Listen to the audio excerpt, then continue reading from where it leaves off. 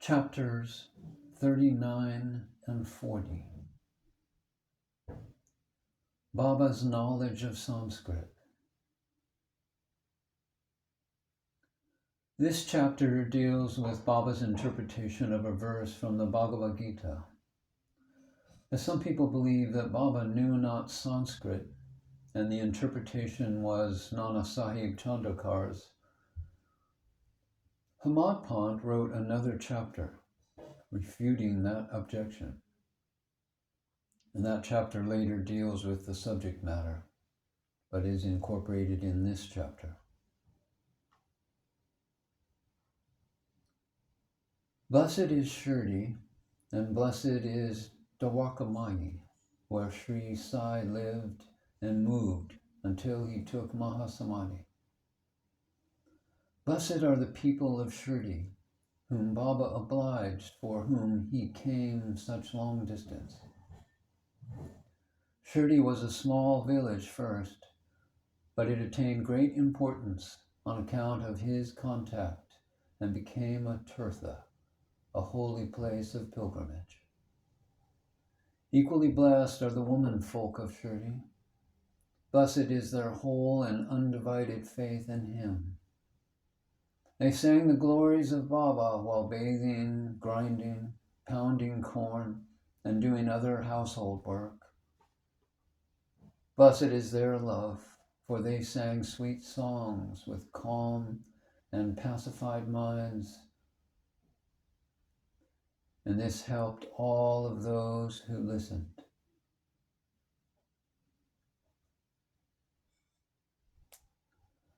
Nobody believed that Baba knew Sanskrit. One day he surprised all by giving a good interpretation of a verse from the Gita to Nana Sahib Chandakar. A brief account about this matter was written previously and published in Marathi in the Sri Sai Leela magazine. Short accounts of the same are also published in the Charters and Sayings and in the book The Wondrous Saint Sai Baba, and by Brother B.V. Narasimha Swami, where an English version of this statement is given in Volume 3. Nana Sahib Chandakar was a good student of Vedanta.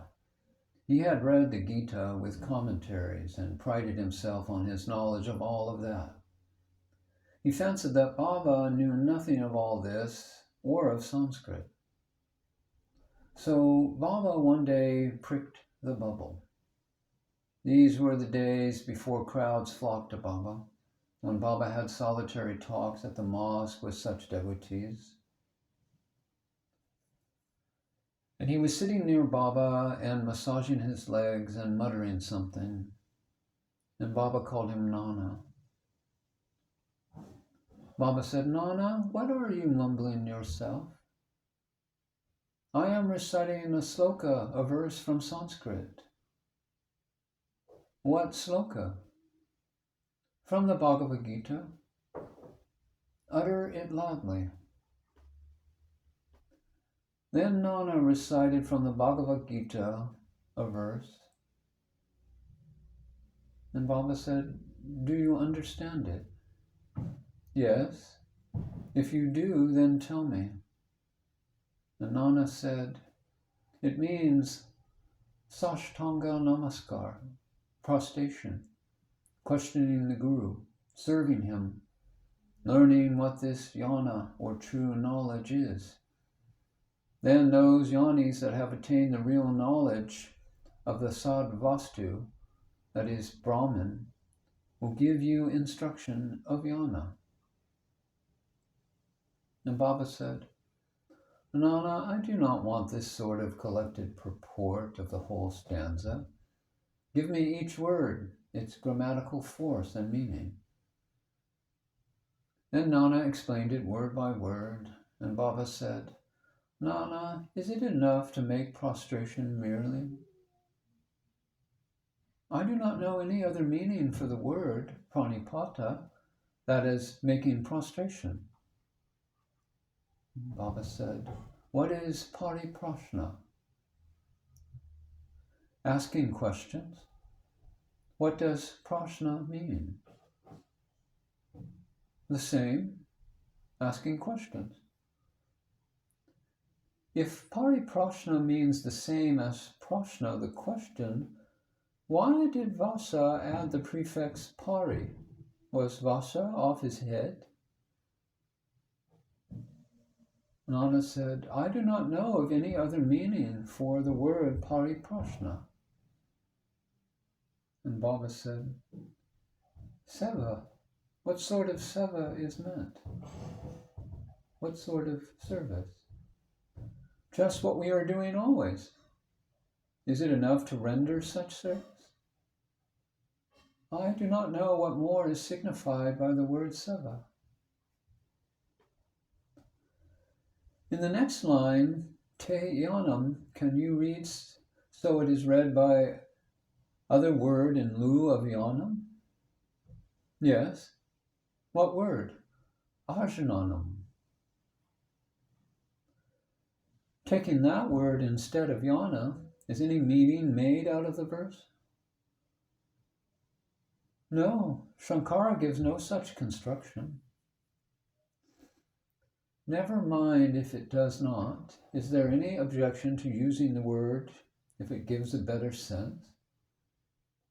I do not understand how to construe by placing a quote in it. Why does Krishna refer Arjuna to yanis to do his prostration, interrogation, and service? Was not Krishna a yani himself? Yes, he was, but I do not make out why he referred Arjuna to yanis. And Baba said, have you not understood this? Nana was humiliated. His pride was knocked on the head. And then Baba began to explain. It is not enough merely to prostrate before the yanis. We must make complete surrender to the Sadguru. Mere questioning is not enough. The question must not be made with any improper motive or attitude, or to trap the Guru and catch at mistakes in the answer, or out of idle curiosity. It must be serious and with a view to achieve moksha, or at least spiritual progress. Seva is not rendering service, retaining still the feeling that one is free to offer or refuse service. One must feel that he is not the master of the body, that the body is Guru's, and exists merely to render service to him. If this is done, the Sadguru will show you what the jhana referred to in the stanza is. Nana did not understand what is meant by the saying that a guru teaches a jhana. And Baba said, how is jhana upadesh, the imparting of realization, to be effected? Destroying ignorance is jhana. And Yaneshwari, commenting on the Gita, says of ignorance is like this. O Arjuna, if dream and sleep disappear, you are yourself. It is like that. Also the Gita says there is anything different or independent in jnana besides the destruction of ignorance. Expelling darkness means light. Destroying duality means non-duality, Advaita. Whenever we speak of destroying duality, we speak of Advaita. Whenever we talk of destroying darkness, we talk of light. If we have to realize Advaita, the feeling of duality in ourselves has to be removed. That is the realization of Advaita. Who can speak of Advaita while remaining in duality? If one did, unless one gets into that state, how can one know it and realize it? Again, the disciple, like the Sadguru, is really embodiment of jnana.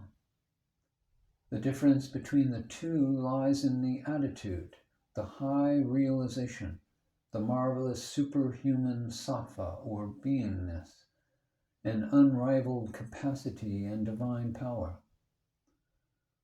The Sadguru is Nirguna, Sat Chit Ananda. He has indeed taken human form to elevate mankind and raise the world. But the Sadguru's real Nirguna nature is not destroyed thereby, even a bit. His beingness as reality and divine power and wisdom remains undiminished. The disciple also is in fact of the same Swarupa, the true being, but it is overlaid by the effect of the samskaras and vasanas of innumerable births in the shape of ignorance, which hides from his view that he is the life force itself.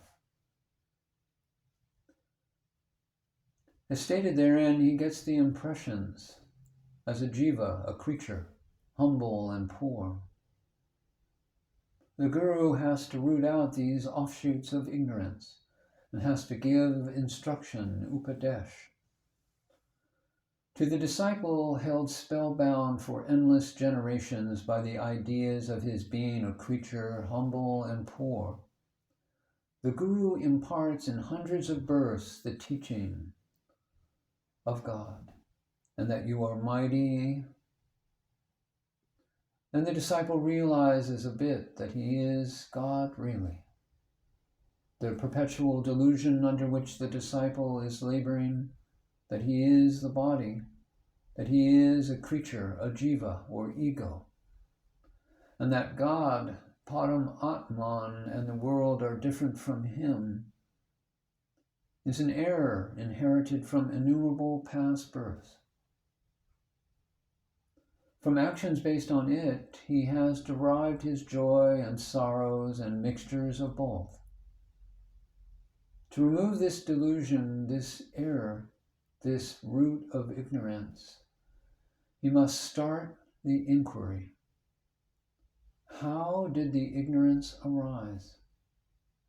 Where is it? And to show him, this is called the Guru's Upadesh. The following are the instances of ajnana, or ignorance. The first, the belief that I am a jiva, or creature, or ego, independent.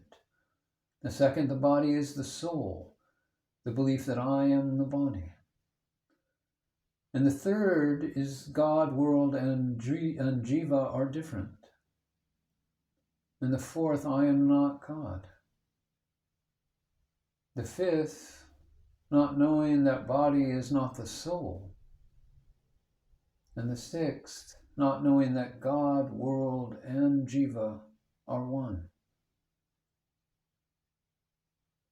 Unless these errors or ignorance are exposed to his view, the disciple cannot learn what God is, what jiva, world, and body are, how they are interrelated, and whether they are different from each other, or are one and the same.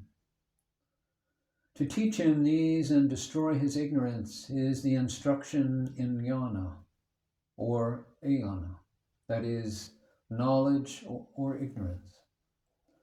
Why should knowledge be imparted to the jiva who is ajnana murti? Upadesh or instruction is merely to show him his error and destroy his ignorance. Then Baba added, Pranipata implies surrender. Surrender must be of body, mind, and wealth. Why should Krishna refer Arjuna to other yonis? Takes everything to be Vasudev. Any guru will be Krishna to the devotee, and Guru takes disciple to be Vasudeva, and Krishna treats both as his prana and atma, his life force and self, As Sri Krishna knows that there are such bhaktas and gurus, he refers Arjuna to them so that their greatness may increase and be known.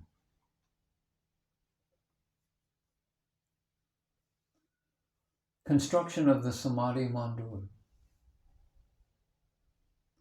Baba never talked nor ever made any fuss about the things which he wanted to accomplish, but he so skillfully arranged the circumstances and surroundings that the people were surprised at the slow but sure results attained. The construction of the Samadhi Mandir is an instance in point. Shriman Bapu Sahib Bhuti, the famous multimillionaire of Nagpur, lived in Shirdi with his family. Once an idea arose in his mind that he should have a building of his own there.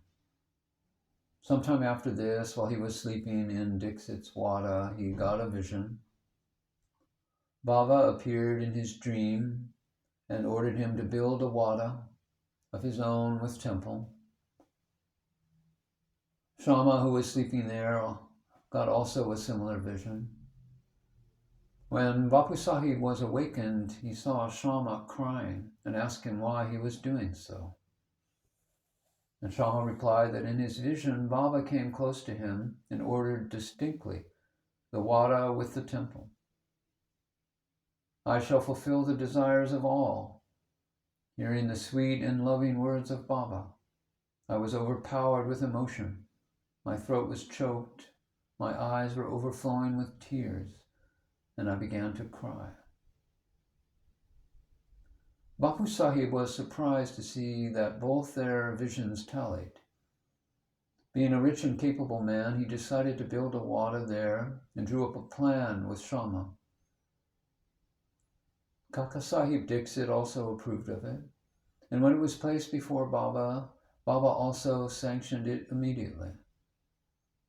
Then the construction work was duly started, and under the supervision of Shama, the ground floor, the cellar, and the well were completed. Baba, also on his way to and from Lendi, suggested certain improvements.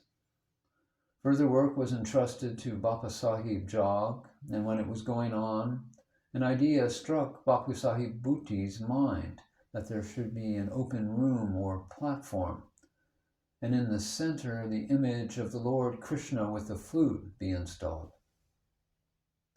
He asked Shama to refer this matter to Baba and get his consent. He asked Baba about this when he was just passing by the Wada. Hearing Shama, Baba gave his consent, saying, "After the temple is complete, I will come there to stay." And staring at the Wada, he said, "After the Wada is complete, we shall use it ourselves. We shall live, move, and play there, embrace each other, and be very happy." Then Shama asked Baba whether this was the auspicious time to begin the foundation work of the central room of the shrine. The latter answered in the affirmative, and Shama got a coconut broken and started the work. In due time, the work was completed, and an order was also given for making a good image of the Krishna with the flute. But before it was ready, a new thing turned up. Baba became seriously ill and was about to pass away. Bapu Sahib became very sad and dejected, thinking that if Baba passed away, his Wada would not be consecrated by the holy touch of Baba's feet, and all his money and lakhs of rupees would be wasted.